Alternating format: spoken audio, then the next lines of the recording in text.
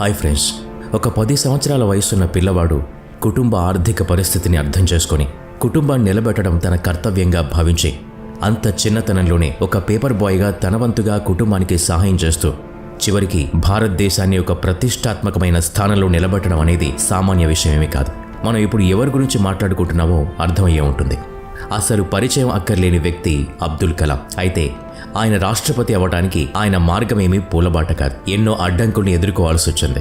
ఒక ముస్లిం మతానికి సంబంధించిన వ్యక్తి మన దేశంలో ఎన్నో అవస్థలు పడ్డారు. అలాగే మిసైల్స్ని, రాకెట్స్ని అంతరిక్షంలోకి పంపడం కూడా అంత సామాన్యమైన విషయమేమీ కాదు. ఈ మిసైల్ మ్యాన్ గురించి, ఆయన ప్రస్థానం గురించి, రాష్ట్రపతిగా ఎదగటానికి ఆయన ఎంత కష్టపడ్డారో ఈ గమనం గురించి ఈరోజు వీడియోలో తెలుసుకోబోతున్నాం. అందుకని ఈ వీడియోని ఎక్కడా స్కిప్ చేయకుండా పూర్తిగా చూడండి. మరి ఇంకెందుకు ఆలస్యం, లెట్స్ స్టార్ట్ టుడేస్ ఎపిసోడ్. మనం సూర్యునిలాగా వెలగాలంటే సూర్యునిలాగా మండడం కూడా నేర్చుకోవాలి అని ప్రపంచానికి చాటి చెప్పిన ఈ మహానుభావుడు 15 అక్టోబర్ 1931 తమిళనాడులోని రామేశ్వరంలో ఒక ముస్లిం దంపతులకు జన్మించారు.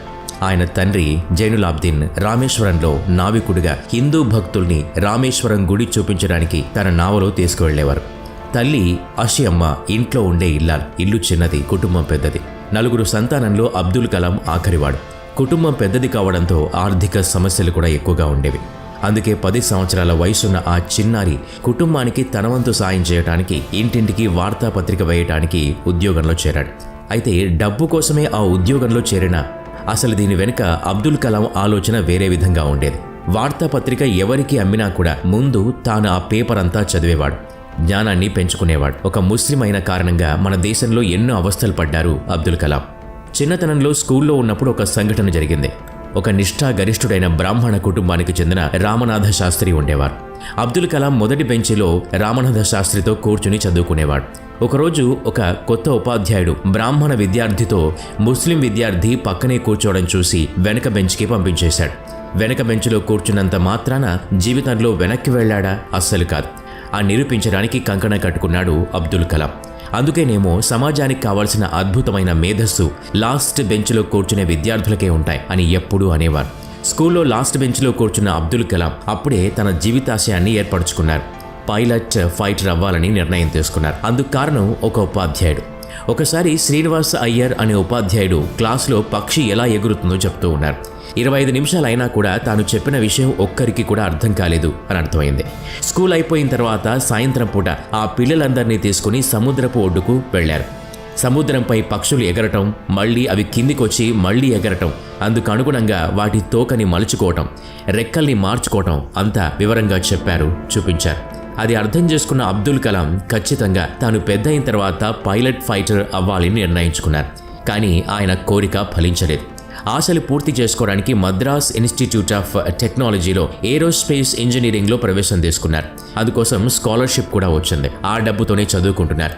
2వ సంవత్సరంలో ఆయనకి మైనర్ ప్రాజెక్ట్ కింద చిన్న ప్లేన్ను తయారు చేసే ప్రాజెక్ట్ ఇచ్చారు.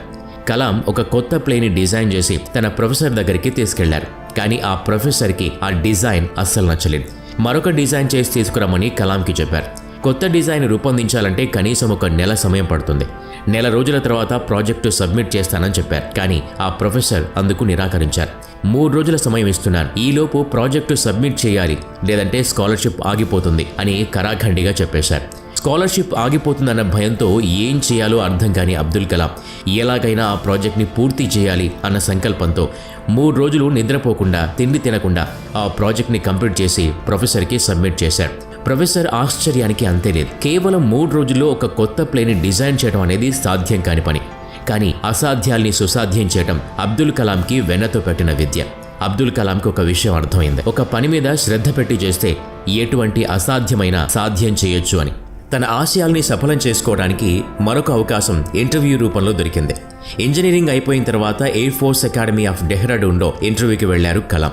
అయితే అబ్దుల్ కలాం గారికి ఏది అంత తేలిగ్గా రాదని ముందే చెప్పాం కదా. ఆ ఇంటర్వ్యూలో 25 మందిలో కేవలం 8 మందిని మాత్రమే ఎంపిక చేసుకుంటారు.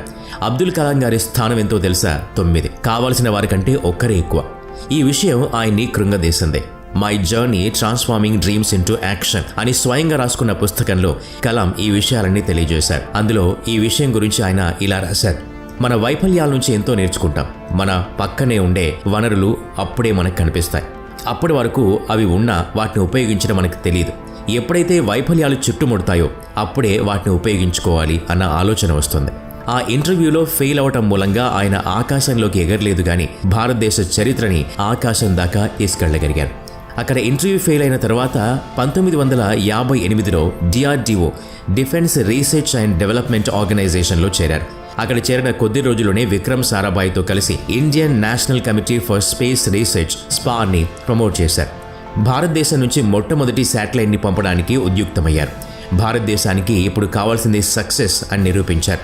ఆ రాకెట్ని తమిళనాడులోని తుంబాగావు అనే ఊరు నుంచి లాంచ్ చేయాలనుకున్నారు. కానీ సమస్యలు రావటం మొదలైంది. ఎటువంటి సమస్య తన ఈ చిన్న చిన్న సమస్యల్ని గమ్యం వైపు చేరడానికి ఇబ్బంది పెట్టకూడదు అన్న ఉద్దేశంతో అక్కడే ఉన్న ఒక చర్చ్ దగ్గర నుంచి రాకెట్ని లాంచ్ చేయడానికి పూనుకున్నారు. బిషప్ గదిని ఆఫీస్గా ఉపయోగించారు. అయితే లాంచ్ ప్యాడ్ దాకా ఆ రాకెట్ని తీసుకెళ్ళడానికి వాళ్ల దగ్గర ఎటువంటి వాహనం లేదు. రాకెట్లోని అన్ని భాగాల్ని సైకిల్ మీద, ఎడ్ల బండి మీద మోసుకెళ్లి లాంచ్ ప్యాడ్ దాకా చేర్చారు. ఎన్నో కష్టాల మధ్య ఆ రాకెట్ని 1963 నవంబర్ 21న అంతరిక్షంలోకి పంపించారు. అదే భారతదేశం నుంచి వెళ్లిన మొదటి రాకెట్. అయితే ఏ మిషన్ అయితే కలాంని మిసైల్ మ్యాన్ అని అభివర్ణించిందో నిజానికి ఆ మిషన్ ఒక ఫెయిల్యూర్ మిషన్. 1969లో ఇస్రో చేపట్టిన శాటిలైట్ లాంచింగ్ వెహికల్ SLVకి డైరెక్టర్గా ఉండేవారు. 10 సంవత్సరాలు కష్టపడి కలాం ఆ ప్రాజెక్ట్ని కంప్లీట్ చేశారు. ఆ సమయంలో ఆయన తన తండ్రిని కూడా కోల్పోయారు. అయినా సరే దీక్షగా పట్టుదలగా ఆ పనిని పూర్తి చేయాలి అన్న సంకల్పంతో 1976లో రాకెట్ని పంపించారు. కానీ సాంకేతిక సమస్యల వల్ల 2వ దశలోనే బంగాళాఖాతంలో కూలిపోయింది. ప్రతి ఒక్కరూ కలాంని తలో మాట అన్నారు. అయితే అప్పటి ఇస్రో చైర్మన్ సతీష్ ధవన్ ఆ ఫెయిల్యూర్కి బాధ్యత అంతా స్వయంగా తన మీద వేసుకున్నారు. అందుకే అబ్దుల్ కలాం లీడర్కి ఒక ప్యాషన్ ఉండాలి, అంతేకాదు ఎప్పుడూ సమగ్రతతో పనిచేయాలి అని సతీష్ ధవన్ గురించి రాసుకున్నారు తన పుస్తకంలో. ఎలా అయితేనే చివరికి 1969-70 మధ్యలో 3 SLVలు లాంచ్ చేశారు. 18 జూలై 1981న రోహిణి 1 లాంచ్ చేశారు. Super exclusive club of space faring నేషన్స్లో 6వ స్థానానికి మన దేశం చేరింది. ఆ తర్వాత అగ్ని, పృథ్వీ వంటి మిసైల్స్ని కూడా సక్సెస్ చేశారు. ఫలితంగా 1981లో పద్మభూషణ్, 1990లో పద్మవిభూషణ్ అవార్డులు కలాం గారి సొంతమయ్యాయి.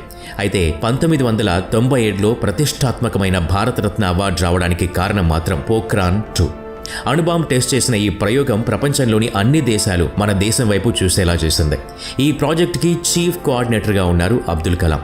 జపాన్, అమెరికా బెదిరించినా బెదరకుండా ఈ ప్రాజెక్ట్ని పూర్తి చేశారు. అది కూడా పూర్తి సమర్థతతో. 40 సంవత్సరాలు DRDOలో ఉద్యోగం చేసిన తర్వాత 1999లో రిటైర్ అయ్యారు అబ్దుల్ కలాం. పదవి విరమణ చేసిన 3 సంవత్సరాల తర్వాత ప్రతిష్టాత్మకమైన రాష్ట్రపతి అవ్వడానికి ప్రతిపాదన వచ్చింది. అది ఎలా జరిగింది? పదవి విరమణ తర్వాత అబ్దుల్ కలాం అన్నా యూనివర్సిటీలో అధ్యాపకునిగా చేరారు. ఒకరోజు వాళ్ళ ఆఫీస్కి కాల్ వచ్చింది. కలాం గారితో ప్రధానమంత్రి గారు మాట్లాడాలి అనుకుంటున్నారు అని. ముందు ఏదో ఆకతాయి కాల్ అనుకున్నారు. కానీ అప్పటి ప్రధాని అటల్ బిహారీ వాజ్పేయి నేరుగా కలాం గారితో మాట్లాడారు. మీలాంటి వ్యక్తి దేశానికి అవసరమని, రాష్ట్రపతిగా ఉండడానికి అర్హులు అన్న విషయం చెప్పారు. ఆ విషయం విన్న కలాం గారు ఆశ్చర్యానికి లోనయ్యారు. తనకొక 2 గంటల సమయం కావాలి అని అడిగారు. ఈ 2 గంటల్లో చిన్ననాటి నుంచి కలలు కన్న విజన్ 2020 గురించి ఆలోచించారు. అంతరిక్ష యానంలో మనం దేశాన్ని మొదటి స్థానంలో నిలబెట్టడానికి ఏం కావాలో స్పష్టంగా అర్థం చేసుకున్నారు. 25 జూలై 2002న 11వ రాష్ట్రపతిగా బాధ్యతలు స్వీకరించారు. రాష్ట్రపతిగా ఉన్నా కూడా తనకి ఇష్టమైన బోధనని అస్సలు వదులుకోలేదు. సమయం దొరికినప్పుడల్లా విద్యార్థులతో గడిపేవారు, బోధన చేసేవారు. తన ఆఖరి నిమిషం వరకు బోధిస్తూనే ఉన్నారు. చివరికి 27 జూలై 2015న షిల్లాంగ్లోని ఇన్స్టిట్యూట్ ఆఫ్ మేనేజ్మెంట్లో పిల్లలకి బోధించడానికి వెళ్లారు. ఆయన మరణించినప్పుడు కూడా 3,50,000 మంది ఆయన చివరి చూపుకు రావడం జరిగింది. ఇది చూస్తే అర్థమవుతుంది ఆయన మిస్సైల్ మ్యాన్ మాత్రమే కాదు, ప్రజల మనిషి అని. అబ్దుల్ కలాం జీవితం నుంచి ఏదో ఒకటి నేర్చుకోవాలని ప్రతి ఒక్కరూ తపన పడతారు.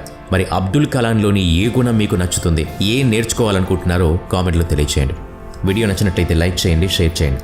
ఇలాంటి మరిన్ని వీడియోస్ కోసం ఈ ఛానల్కి సబ్స్క్రైబ్ చేసుకొని బెల్ ఐకాన్ మీద క్లిక్ చేయండి. నెక్స్ట్ వీడియోలో మళ్ళీ కలుద్దాం. Thanks for watching.